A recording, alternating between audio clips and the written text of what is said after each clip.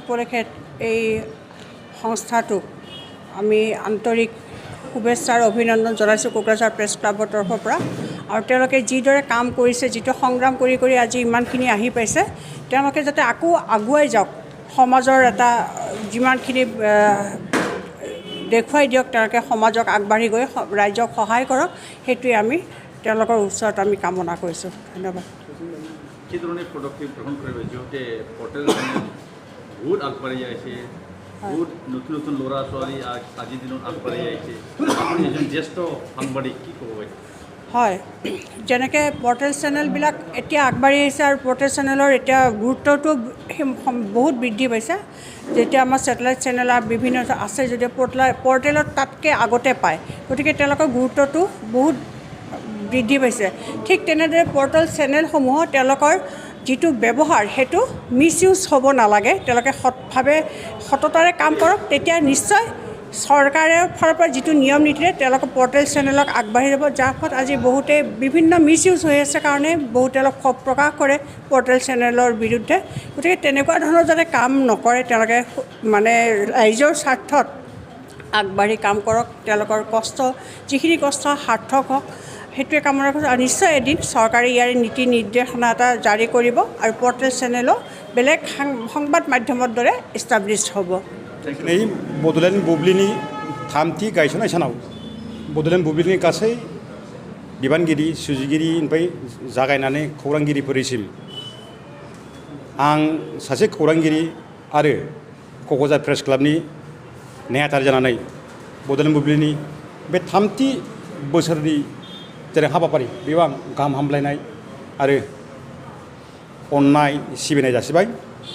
आसा खालामदों फैगौ समाव बड'लेण्ड बुब्लिया थांनाय समफोराव जेरैबायदि गोबां जेंना थासारिफोरखौ मोगा मोगि जानानै दिनै जे 3 बोसोराव आगान होनानै गावनि मावनो गोनां खौरां सिबिनायनि गेजेरजों समाजनि खौरां, राजखान्थिनि खौरां, रांखान्थिनि खौरां, सुबुं जौगानायनि खौरां बेफोरखौ सिबिनायाव मैखोमै गावनि मावनो गोनां खामानिफोरखौ बड'लेण्ड बुब्लिया मावफुंसारगोन। आरो दुलाराय चेनेल मोजां मोनग्रा, खौरां मोजां मोनग्रा रायजो राजाफ्रा बड'लेण्ड बुब्लिनि गासै हाबाफारि आरो फोसावनायखौ आंगोजों आजावनानै फैगौ समाव बड'लेण्ड बुब्लिनि गोलाव आयु जाफुंसारनायखौ आं मिजिं खालामबाय।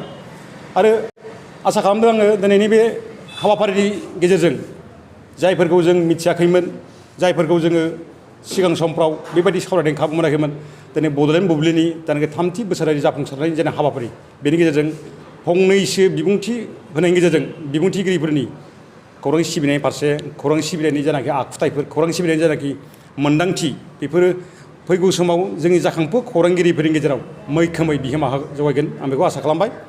आरो गोबां बाथ्राफोरनि गेजेरजों जों दिनैनि समाव टिभि चेनेलनि खौराङानो जा, पर्टेलनि खौराङानो जा, बर' खौरांगिरिफोरनि खौरां बिलाइनि खौराङानो जा, बेफोर गासै खौरांफ्रा समाजनि दाजाबथाय, समाजनि दावगालु बिथिंफोरखौ गेबेङै थख'यै फोरमायलांनायाव जाफुंसार जागोन। बे गासै बिजिंथिफोरखौनो दिनैनि बे गोथार बुब्लियाव बड'लेण्ड बुब्लिनि बे हाबाफारियाव आनान गसाइनि खाथियाव जाहाथे बिथांमोनखौ समाजनि खामानि मावनाय फारसे, खौरां सिबिनाय फारसे गोसो मोदोमै दावगानायाव जेब्लाबो बोर होथों, बेनो आनान गसाइ बोराइ बाथौनि खाथियाव आंनि आर'ज। हारि राव बासियालासे राजखान्थि रांखान्थि अरायबो उदां आरो सैथो खौरां नोंथांजों लोगोसे बड'लेण्ड बुब्लिखौ फल' खालाम। मोनसे गोजोनथाव खौरां। गोजोननि नोगोर क'क्राझाराव थानाय बाजार इन्डिया आरो MRM हस्पिटाल साखाथियाव बड'लेण्ड थेरापिस्ट सेन्टाराव थुब्ला ब्रह्मआ गुबुन गुबुन रोखोमनि सानाय सुनाय गोनां सुबुंफोरनि थाखाय फाहामथाय होनाय जायो। जेरै जान्जि सानाय, हान्थु सानाय, गोदोना सानाय, आदै सानाय, आफादावदै सानाय, जानजि जरा सानाय, खर' सानाय, सिनस्रि जरा सानाय, बैफोरबायदि सुबुंफोरनि सानायफोरखौ फाहामथाय होबोगासिनो दं। सोरबाफोर बे बेरामाव गोग्लैनाय सुबुंफोरा बे खाबुखौ लानो हागोन। गोबां मिन्थिनो थाखाय नैबे जानबुं नङाव फन खालाम 9974030738।